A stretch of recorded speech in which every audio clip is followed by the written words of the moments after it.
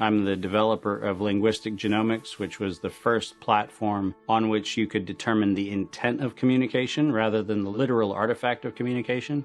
But we've also used that technology for a number of other applications in defense and intelligence and finance, and most notably, in the early 2000s, my company was responsible for bringing down what was, at the time, one of the largest tax frauds in U.S. history.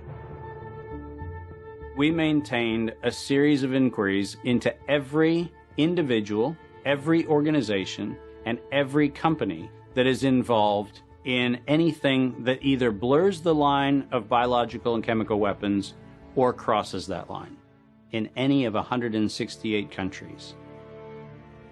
In 1999, there were 1 million patents digitized by IBM, and those 1 million patents were the first time human innovation had been put into an electronic digital searchable format.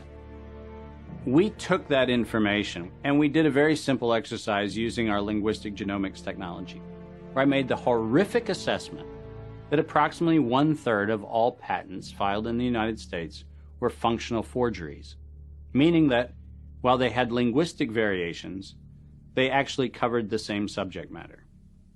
In 1999, patents on coronavirus started showing up, and thus began the Rabit Trail. March 2003. Panic grips Hong Kong as a deadly new virus sweeps through the city. In 2003, the Center for Disease Control saw the possibility of a gold strike, and that was the coronavirus outbreak that happened in Asia.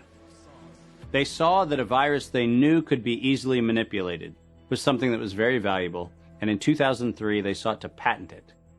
And they made sure that they controlled the proprietary rights to the disease, to the virus, and to its detection, and all of the measurement of it.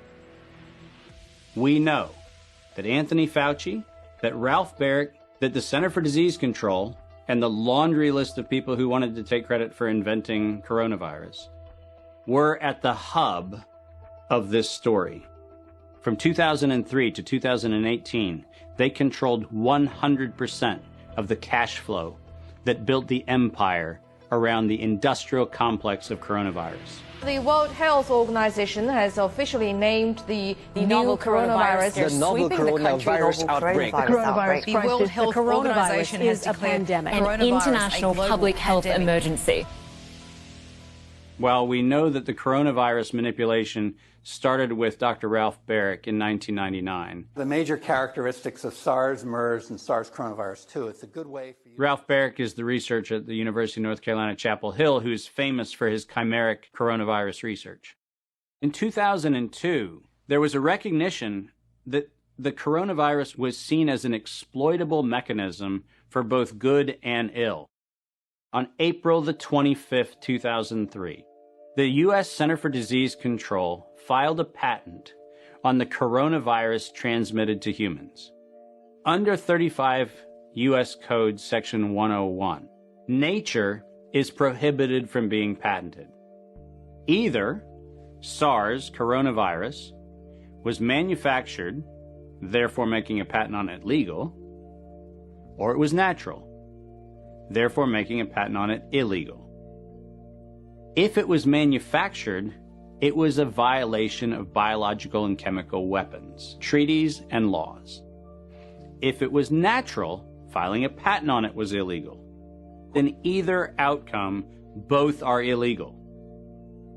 In the spring of 2007, the CDC filed a petition with the Patent Office to keep their application confidential and private. They actually filed patents on not only the virus, but they also filed patents on its detection and a kit to measure it. Because of that CDC patent, they had the ability to control who was authorized and who was not authorized to make independent inquiries into coronavirus. You cannot look at the virus, you cannot measure it, you cannot develop a test kit for it. And by ultimately receiving the patents that constrained anyone from using it, they had the means, they had the motive, and most of all, they had the monetary gain from turning coronavirus from a pathogen to profit. Developing and owning a coronavirus vaccine has become a biotech arms race with political overtones. This vaccine gold rush is starting to bother me. Gold rush.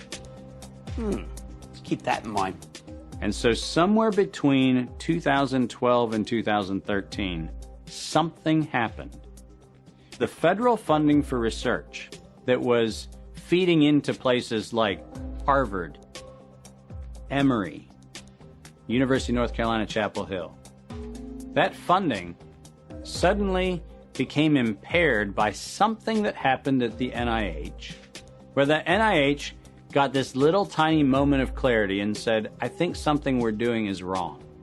And in 2013, the NIH said, gain-of-function research on coronavirus should be suspended. The National Institutes of Health had a moral and social and potentially legal reason to object to research. But the letters that were sent to the researchers essentially said, you are receiving notice that we're telling you to stop. And now on the bottom of the page, we're going to clarify what stop means. Keep going. But when the heat gets hot in 2014 and 15, what do? You offshore the research. You fund the Wuhan Institute of Virology to do the stuff that sounds like it's getting a little edgy with respect to its morality and legality. But do you do it straight way? No. You run the money through a series of cover organizations to make it look like you're funding a U.S. operation, which then subcontracts with the Wuhan Institute of Virology. The U.S. could say, China did it. China could say, the U.S. did it. And the cool thing is, both of them are almost telling the truth.